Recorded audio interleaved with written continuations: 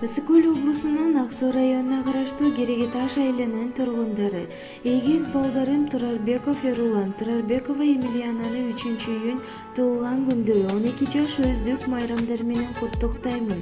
Жашоодо өмүр жараткандан бирбелек жылуу мээрим колдон алып жетилип, жылдыз сымал жылтыраган үмүттөр жан дүйнөгө үрөн чачып себелеп, жашоо өмүр жараткандан сый билек, көз ачкандан апаке деп эркелеп, жайдар кыштыр силерди издеп келчү бир белек, өздүк майрам туулган күнүңөр бул чоң себеп. Бир карында тебишкен эгиз сиңери көңүр, куттуктайбыз силерди бар болгула дайыма.